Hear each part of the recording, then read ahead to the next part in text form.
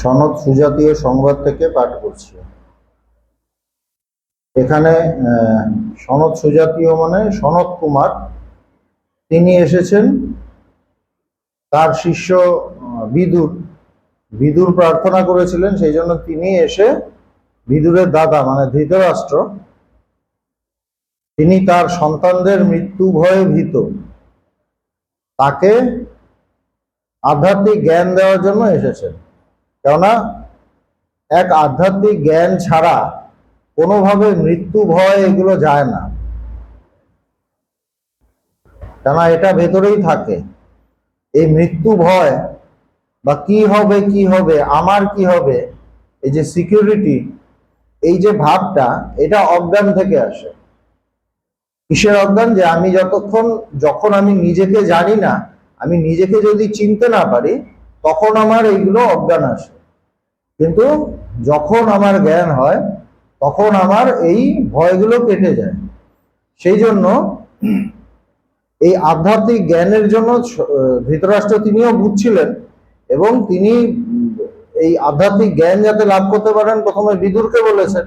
বিদুর তখন বলেছেন যে না, বেস্ট তোমাকে যিনি জানাতে পারেন তিনি হলেন আমারও গুরু, তিনি হলেন সনৎ কুমার। সনৎ কুমার হলো তিনি ব্রহ্মার মানস পুত্র, সুতরাং তার থেকে বড় কেউ গুরু নন, তার থেকে তুমি শোনো। তখন তিনি এসে কথা বলছেন। তো তিনি প্রথম যেটা বলেছিলেন সেটা হলো যে এক একজন মানুষ এক এক রকম ভাবে বলে আধ্যাত্মিকের কথা, নানা মত আছে। যেমন একটা আছে কর্মের কর্ম করো, তাহলে ঠিক ঠিক কর্ম করলেই, বেদের যেরকম কর্ম, বেদ নির্দিষ্ট কর্ম করলেই তুমি স্বর্গ লাভ করতে পারবে, ওটাই সব।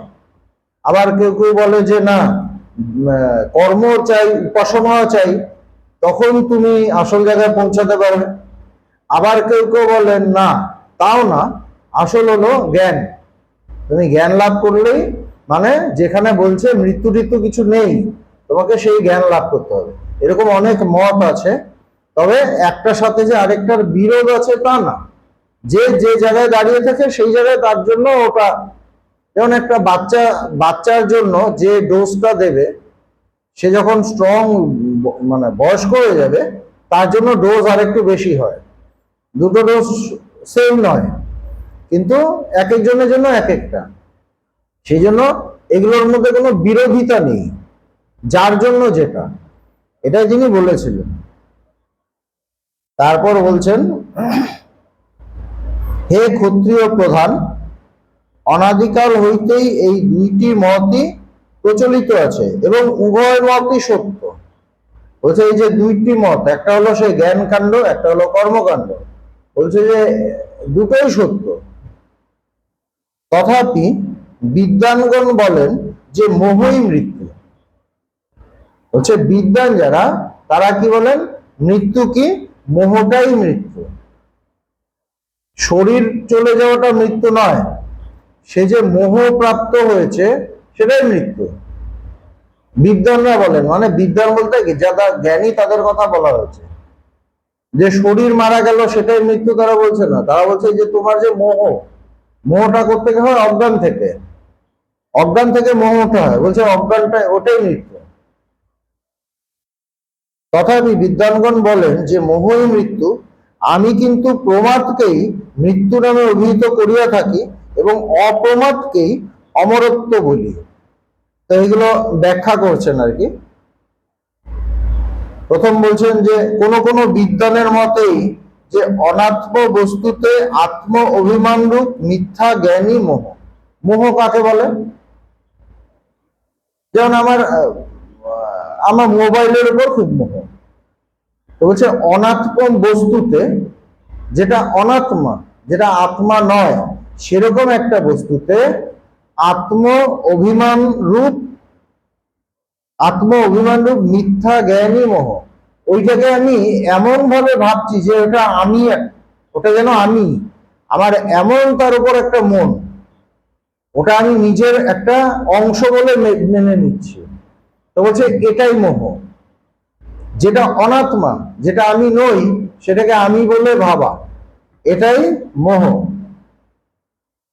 তারপর বলছেন যে আমি কিন্তু প্রমাদকেই মৃত্যু নামে অভিহিত করে থাকি। প্রমাদকে বলছে মৃত্যু। প্রমাদ মানে কি?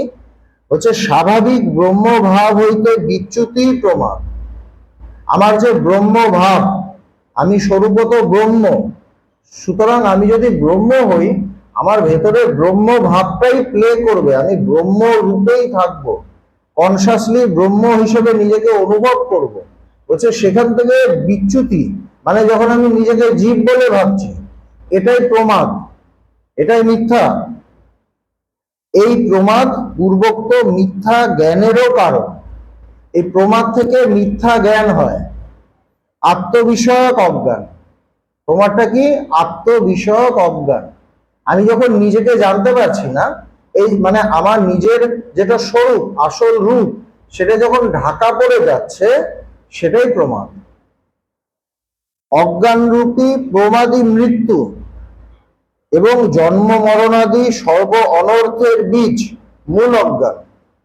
হচ্ছে প্রমাদ কি? অজ্ঞানরূপী প্রমাদ, এটাই মৃত্যু। আমার ভেতরে যদি প্রমাদ থাকে বা অজ্ঞান থাকে, বলছে এটাই মৃত্যু এবং জন্ম মরণাদি সর্ব অনর্থের বীজ।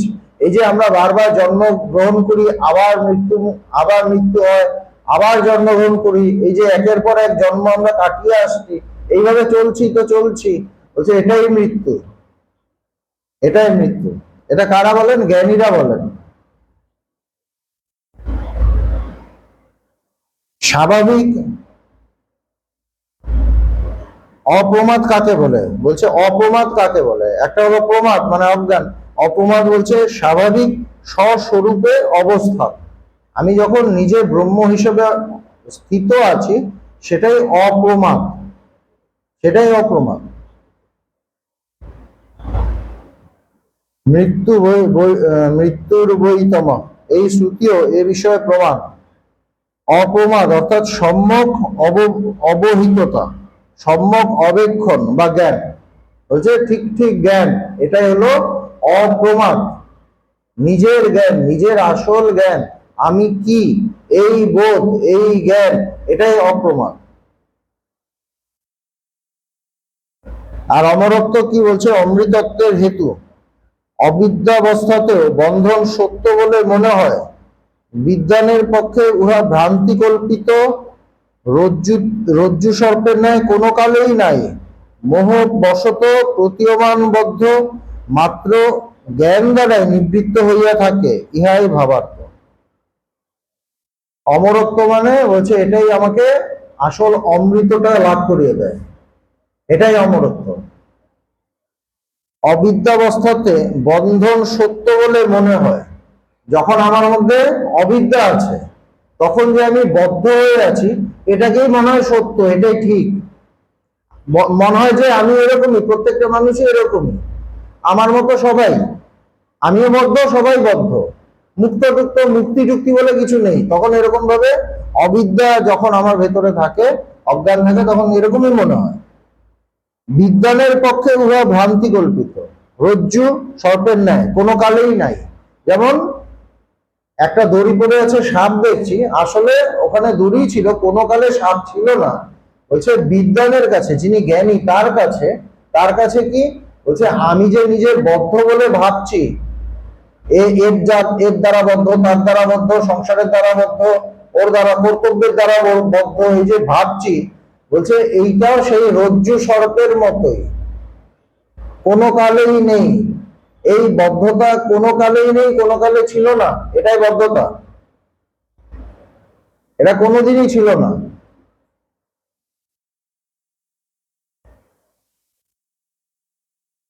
বিজ্ঞানের পক্ষে উহা ভ্রান্তি কল্পিত রজ্জু সর্পের ন্যায় কোনো কালেই নাই, মোহবশত প্রতীয়মান বদ্ধ।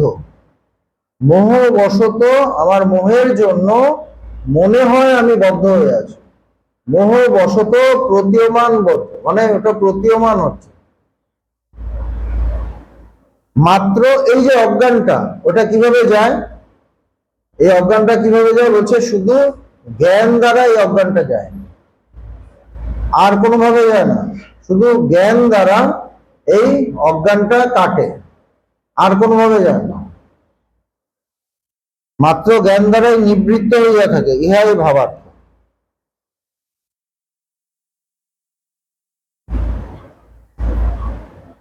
কিন্তু প্রমাদী মৃত্যু ও অপ্রমাদী অমৃতত্বের হেতু ইহা কি প্রকারে জানা যাইতে পারে তাহাই বলিতেছে। হচ্ছে যে এই যে কথাটা তো আপনি বললেন, এই যে প্রমাদী মৃত্যু মানে অজ্ঞানটাই মৃত্যু, আর অজ্ঞানের পরে সে জ্ঞান, জ্ঞান হলেই তাকে জানা যায়। অপ্রমাদী অমৃতত্ব, অমৃতত্বের হেতু যখন জ্ঞান হলো তখন আমি অমৃত লাভ করলাম আসল, সেইটা কিভাবে জানা যেতে পারে সেটাই বলছেন। প্রমাদ বশতই অসুরগণ পরাভূত হইয়াছিল এবং অপ্রমাদ বশত দেবগণ ব্রহ্মত্ব লাভ করিয়াছিলেন। ওই যে একটা গল্প আছে না, যে ব্রহ্মার কাছে গেছে, অসুররা গেছে এবং দেবতারা গেছে। দেবতাদের যে মেন ইন্দ্র, দেবরাজ ইন্দ্র, তিনি গেছে এবং অসুররাজ বিরোচন গেছে। দুজন মিলে তাকে প্রশ্ন করেছে আমি কিভাবে অমৃত লাভ করতে পারি, আমি অমর হতে পারি। তখন দুজনকে সেম উপদেশ দিয়েছেন প্রজাপতি ব্রহ্মা, এবং অসুররা সেটা একরকম ভাবে বুঝেছে, দেবতারা এসে আরেক রকম ভাবে বুঝেছে। এই জন্য দেবতারা আসলে অমৃতত্ব লাভ করেছে, মানে আসল জ্ঞান লাভ করেছে। উপনিষদে এই গল্পটা আছে। একই একই উপদেশ দিয়েছেন, কিন্তু মানেটা এক একজন এক একভাবে বুঝেছে। অসুর বুঝেছে এই শরীরটাই সব সত্য, আর দেবরাজ ইন্দ্র ভালো করে ভেবে টেবে চিন্তা করে দেখেছেন যে না, শরীর তো মিথ্যা, আমার মন মিথ্যা, আমার বুদ্ধি মিথ্যা, আমার চিত্ত মিথ্যা, আমার অহংকার মিথ্যা। সুতরাং সত্য কি খুঁজতে খুঁজতে তিনি সেই ব্রহ্ম, তিনি যে ব্রহ্ম এই সত্যকে খুঁজে পেয়ে গেছেন। এবং তখন তিনি নিজেই বোধ করেছেন অমৃত কাকে বলে, টেস্ট কাকে বলে, আনন্দ কাকে বলে, তৃপ্তি কাকে বলে, মুক্তি কাকে বলে, তখনই তিনি বোধ করেছেন। তো সেই যে গল্পটা উপনিষদে আছে সেটাই বলেছেন যে প্রমাদ বশতই অসুরগণ পরাভূত হইয়াছিল, মানে ভুল জ্ঞানের জন্য বা অজ্ঞানের জন্য তারা হেরে গেছে, আর ঠিক ঠিক জ্ঞানের জন্য দেবতারা অমৃতত্ব লাভ করেছে। তখনই তারা বলেছে মৃত্যু কাহাকেও ব্যাঘ্রের ন্যায় ভক্ষণ করে না। বলছে যে মৃত্যু মানে এই অজ্ঞান, অজ্ঞান কাউকে বাঘের মতো তো খেয়ে নেয় না, ওটা থাকে কিন্তু ওটা আমাকে জন্মমরণশীল করে দেয়।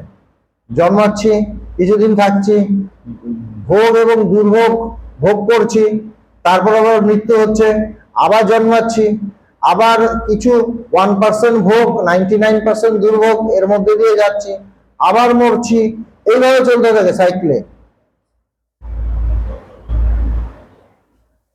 এবং মৃত্যু কাহাকেও ব্যাঘ্রে ন্যায় ভক্ষণ করে না এবং উহার কোনো স্থূল রূপও প্রত্যক্ষীভূত হয় না। বলছে মৃত্যুকে বা সেই অজ্ঞানকে স্থূলভাবে দেখা যায় না।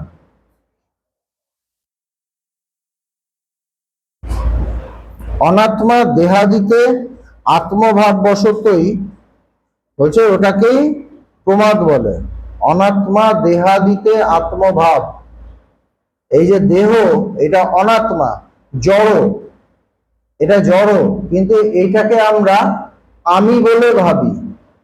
এই দেহটাকে যখন আমি বলে বোধ করি, আমি বলে মনে করি, এটাই অজ্ঞান।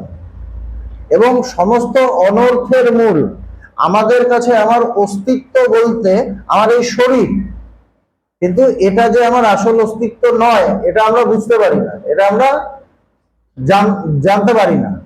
কিন্তু যখন জানতে পারি তখন আমি আসল টেস্টটা পাই, আসল তৃপ্তি পাই।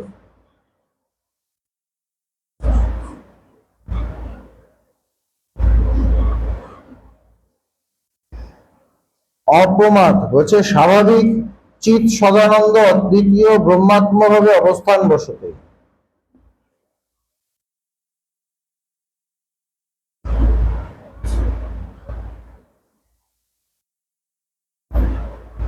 মতান্তরে জমকেই মৃত্যু বলে, আরেক রকম ভাবে বলছেন, কেন আমরা তো গল্প ভালোবাসি।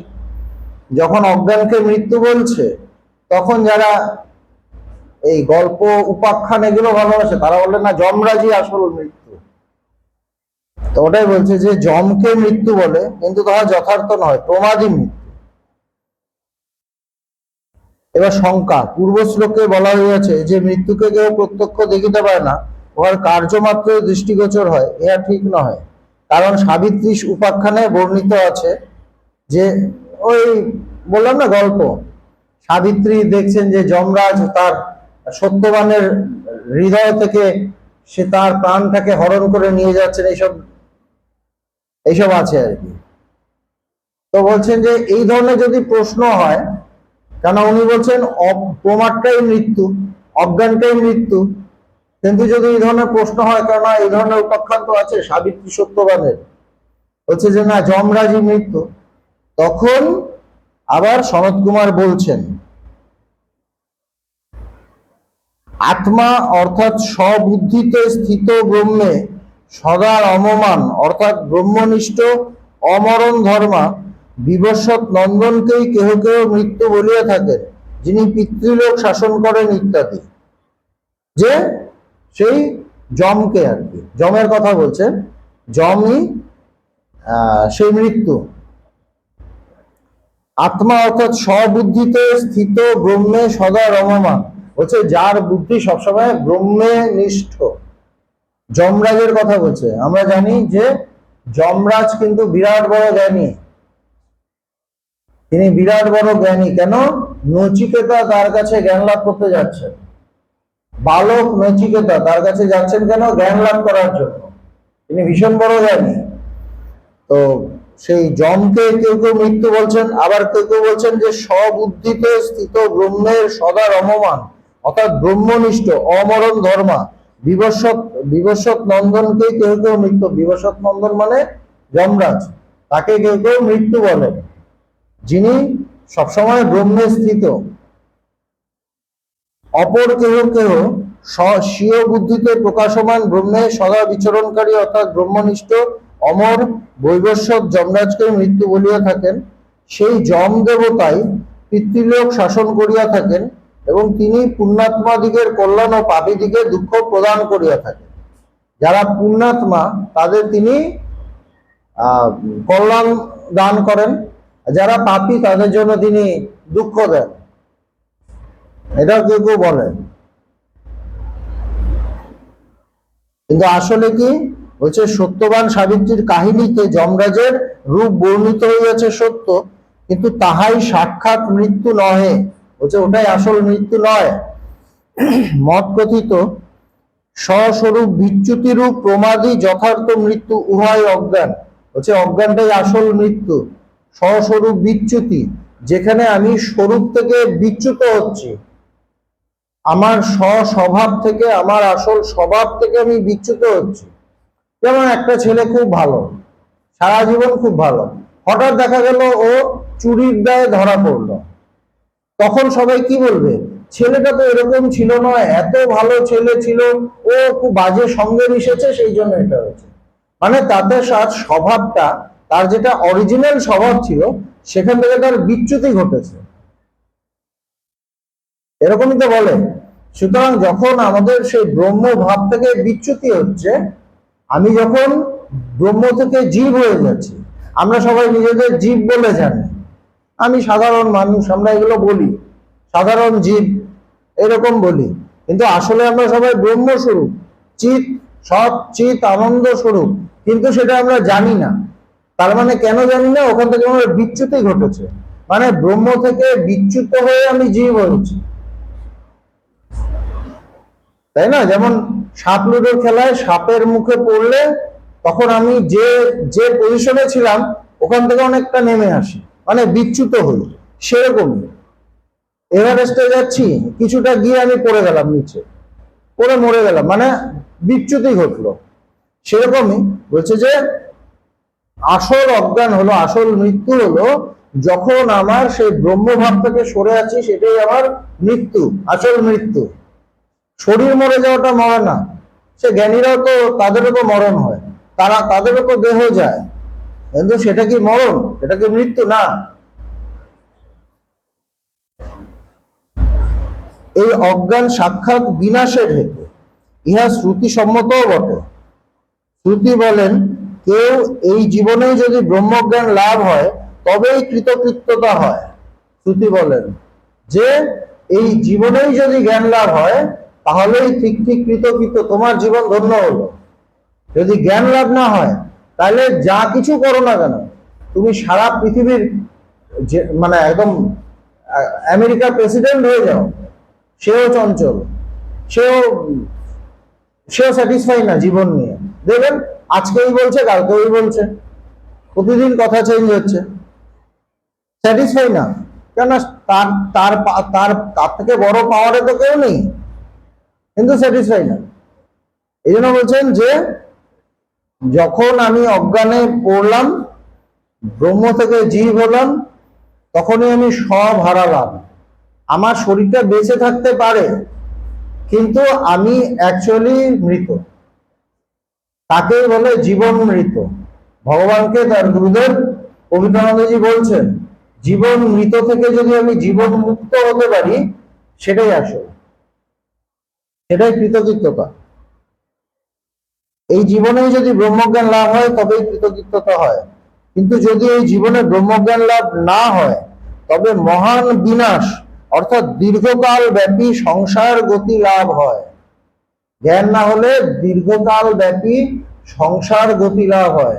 এক সংসার থেকে আরেক সংসার, আরেক সংসার থেকে আরেক সংসার, আবার মৃত্যু হলো, আবার আরেকটা সংসারে, আবার এই চলতে থাকে, ঘুরতেই থাকি চক্রপথ। সুতরাং বিবেকীগণ চরাচর সকলের মধ্যে ব্রহ্ম সাক্ষাৎকার পূর্বক এই সংসার হইতে বিরত হইয়া অমৃত অর্থাৎ ব্রহ্মস্বরূপ হইয়া থাকেন। এই বিষয়ে প্রমাণস্বরূপ আরো বহু স্মৃতিবাক্য বিদ্যমান। হচ্ছে যে যদি, কিন্তু যারা বিবেকী, যাদের ঠিক ঠিক বিবেক আছে, যাদের বুদ্ধি আছে, ঠিক ঠিক বুদ্ধি, তারা কি করেন? তারা সমস্ত সকলের মধ্যে ব্রহ্ম সাক্ষাৎকার করেন। এই সারা পৃথিবীতে তিনি ব্রহ্ম সাক্ষাৎকার করেন, কিন্তু সারা জগৎটাকে ব্রহ্মরূপে দেখতে গেলে প্রথমে নিজেকে ব্রহ্মরূপে দেখতে হবে, নিজেকে ব্রহ্ম বলে অনুভব করতে হবে। সেটা যদি হয়, তখনই আমি পারবো সর্বভূতে যে সেই ব্রহ্মই আছে সেটা বুঝতে। হলে তখনই ব্রহ্ম সাক্ষাৎকার পূর্বক এই সংসার হইতে বিরত হইয়া অমৃত অর্থাৎ ব্রহ্মস্বরূপ হইয়া থাকে। এই সংসার বলতে অজ্ঞানের সংসার, সংসার বলতে এমনি সংসার না, মানে অজ্ঞানের সংসার। ভগবানও তো সংসারের মধ্যেই ছিলেন, কিন্তু জ্ঞানী ছিলেন। সংসারের যে ক্যারেক্টার গুলো, সেটা তার সংসারে ছিল না, ওটা জ্ঞানের সংসার ছিল, ওটা অন্য, ওটা অন্য। কিন্তু সেই অবস্থায় পৌঁছাতে গেলে আগে এমন জ্ঞান হতে হবে যে সর্বভূতে আমি সেই ব্রহ্ম দেখছি।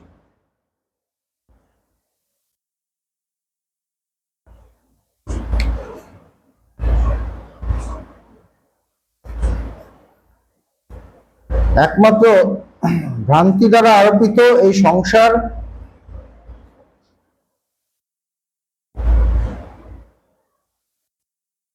অতএব প্রমাদী সর্ব অনর্থের বীজ বলিয়া কাহারও প্রমাদী হওয়া কর্তব্য নহে। আমাদের মধ্যে যেন অজ্ঞানটা না থাকে, এটাই দেখতে হবে। আমরা যদি আমাদের ভেতরে যদি অজ্ঞান থেকে যায়, তাহলেই ওখান থেকে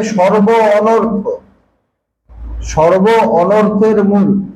যেমন সুগার থাকলে তার থেকে নানা রকম রোগ হতে সাহায্য করে, তো সেই জন্য ডাক্তার বলে যে এটা একদম সাবধানে মেনটেন করবেন। সেরকমই সর্ব অনর্থের মূল হলো সেই অজ্ঞান। সচ্চিদানন্দ অদ্বিতীয় ব্রহ্মভাবে অবস্থান করাই কর্তব্য। সৎ চিত আনন্দ স্বরূপ হিসেবে থাকা, সৎ হিসেবে থাকা। সৎ হিসেবে যখন থাকছি তখন কি, মানে আমার আর মৃত্যু নেই এই ভাব।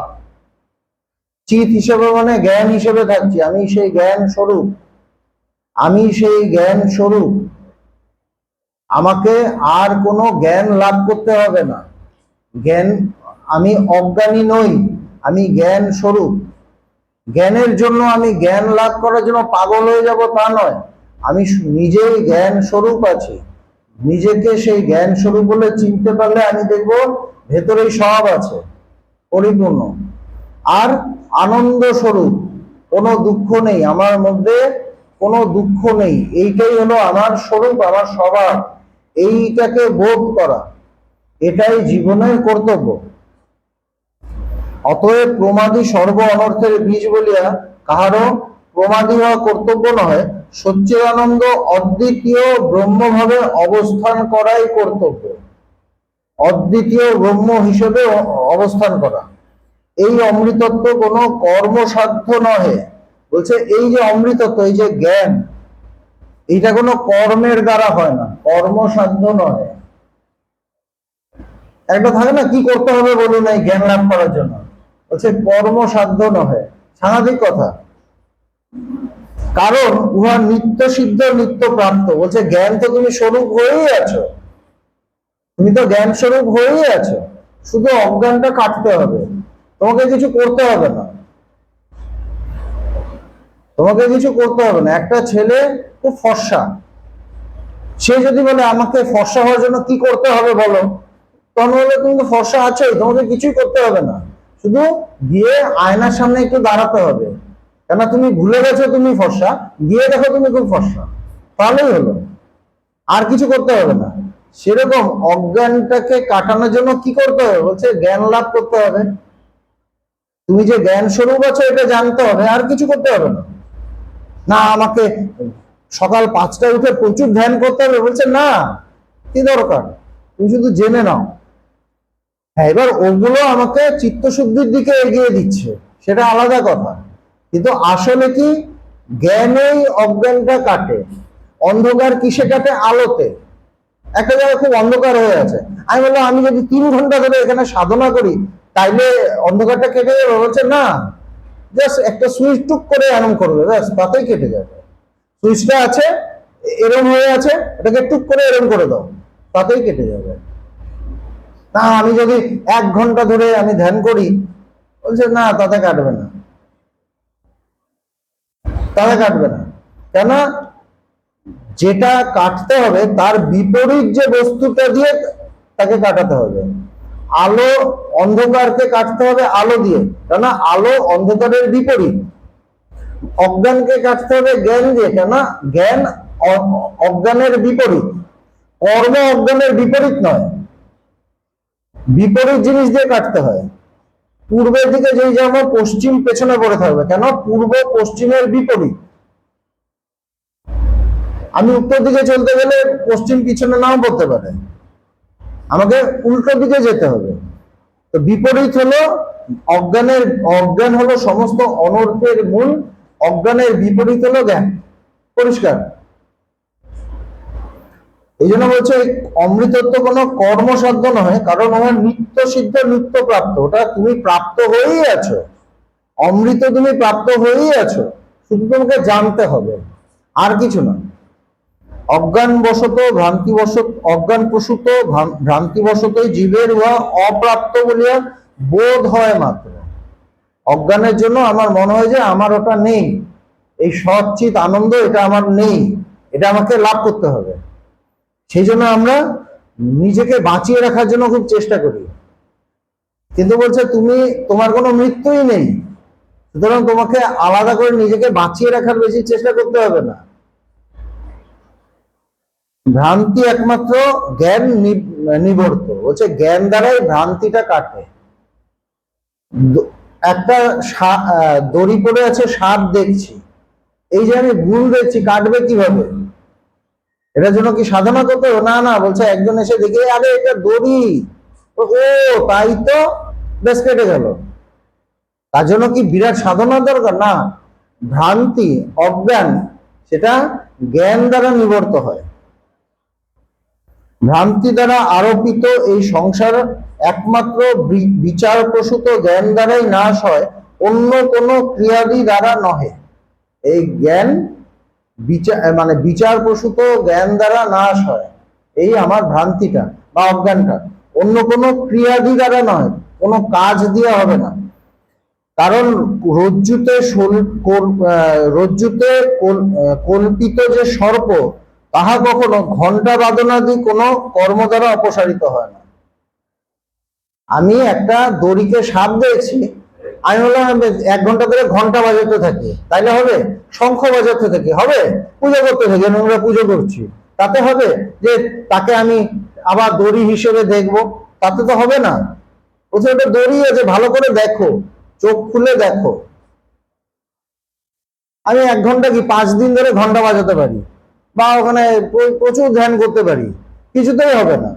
আমাকে ওটা ভালো করে দেখতে হবে, পরিষ্কার কথা। এই জন্য বেদান্তটা খুব ইন্টারেস্টিং যদি ধরা যায়, এবং যদি ধরা যায় খুব তাড়াতাড়ি জ্ঞান লাভ হয়ে যায়। কিন্তু আমরা ধরতে পারি না, সেই জন্য বলে ঠিক আছে মানুষকে খাওয়াও, ঠিক আছে ওখানে বস্ত্রদান করো, ঠিক আছে ধ্যান করো 25 ঘন্টা ধরে, এইসব বলে, হাজার রকম কথা বলা হয়। কেন ওগুলো করে করে যখন বুঝবো এগুলো দ্বারা হবে না, তখন আসলটার দিকে মনটা যাবে। কিন্তু ওইসব দিকে আমার এত মন থাকে, কি করতে হবে, কি করতে হবে। অনেকজনকে খাইয়ে দিলাম, তাতে খুব হয়ে গেল, বলছে দেখো তোমার যদি মনে হয় খাওয়া। গুরু কি বলবে, না বললে বলবে আপনি কি নিষ্ঠুর, কি বাজে বাজে লোক, আপনার প্রেম নেই হৃদয়ে। তবে হ্যাঁ ঠিক আছে, খুব ভালো, খাও খাও, খাওয়াতে থাকো। তারপর করতে করতে দেখবে যেন কিছুই হলো না, একটু হয়তো চিত্তশুদ্ধি কম বেশি, তার মধ্যে ওগুলোর মধ্যে অহংকার থাকে। ওকে খাইয়েছি, এতজনকে খাইয়েছি, যতজনকে খাওয়াই তার থেকে মানে 2 গুণ বেশি ফটো তুলি, বিভিন্ন ইয়েতে দিই, আমরা তো ওইভাবে করি। তখন গুরু বলে হ্যাঁ করো করো, খুব ভালো।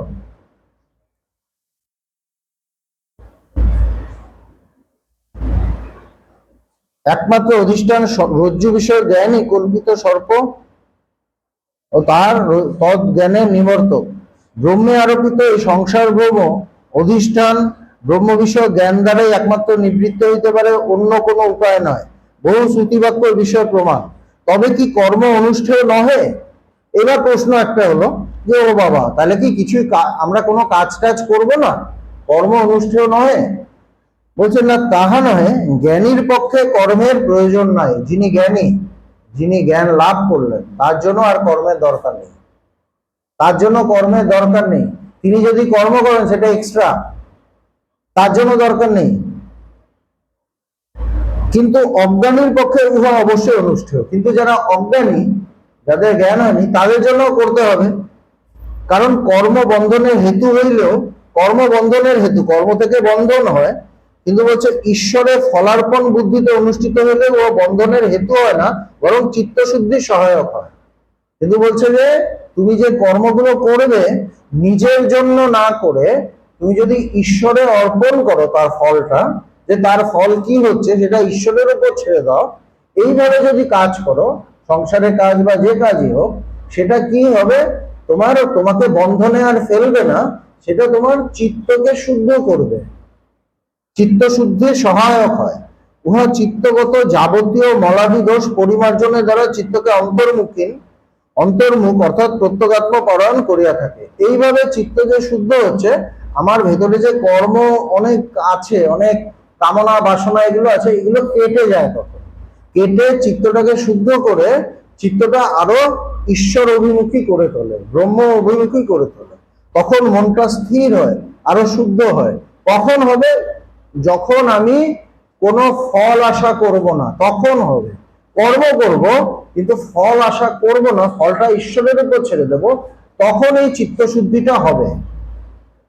এই জন্য বলছে কর্মের দরকার আছে অজ্ঞানীদের জন্য, কিন্তু ওইটা খেয়াল রাখতে হবে, যদি মনে হয় যে আমি করছি তাইলে শেষ। চিত্তশুদ্ধি দ্বারা বুদ্ধির প্রত্যগাত্ম পরায়ণতা উৎপাদন করত কর্ম কৃতার্থ হইয়া বর্ষা ঋতু দিগমে মেঘাকুলের ন্যায় অস্তমিত অর্থাৎ দূরীভূত বা নিশ্চিহ্ন হইয়া যায়।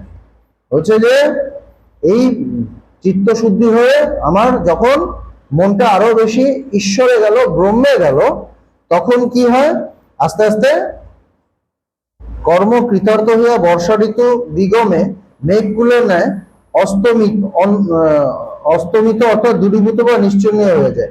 বর্ষা ঋতু কেটে গেলে যেমন মেঘ কোথায় যেন হারিয়ে যায়, সেরকম ভাবেই আমার পুরো কর্ম আস্তে আস্তে আস্তে আস্তে শেষ হয়ে যায়। চিত্তশুদ্ধি থেকেই আমার কর্মটা আস্তে আস্তে শেষ হয়ে যায়, মানে জ্ঞান হয়ে যায়। শুদ্ধ চিত্ত পুরুষেরই বিবেক বৈরাগ্যাদি সহায়ে মোক্ষ সাধন জ্ঞান লাভ হইয়া থাকে। এইভাবে আমাদের চিত্তটা যখন শুদ্ধ হয়, তখন যদি আমি একটু বিচার করি, আমি জ্ঞানে পৌঁছে যেতে পারি। সেই জন্য কর্মের দরকার আছে, কিন্তু নিষ্ক্রিয়ভাবে কর্মটা করতে হবে। সুতরাং ভগবান সনৎ সুজাত বলিতেছেন যে সর্ব অনর্থ বীজ প্রমাদ বা স্বরূপ বিচ্যুতি একমাত্র মৃত্যু, যম বা অন্য কেহ নহে। বিষয় বিষান্দ অবিদ্যা মূঢ় অবিদ্যা বিরূঢ় স্বাত্ম ব্যতিরিক্ত দ্বৈত দর্শনকারী জন্ম মৃত্যু প্রবাহে পতিত ব্যক্তিগণই মত পতিত প্রমাদরূপ মৃত্যু হইতে অতিরিক্ত মৃত্যু বৈবেশ্বর যমের কথা বলিয়া থাকে মাত্র। যারা বলছে আসল মৃত্যু হলো সেই অজ্ঞান, কিন্তু যারা এইটা জানে না, যারা বিষয় নিয়ে মোহে অজ্ঞান হয়ে আছে, যারা বিষয় নিয়ে মুগ্ধ হয়ে আছে, তারাই সেই মৃত্যু বলতে সেই যমকে দেখায়। আসলে যম টম আসল না, আসল মৃত্যু হলো আমারই হৃদয়ে আছে, আমারই অজ্ঞান আসল মৃত্যু। এটাই সনত কুমার বললেন।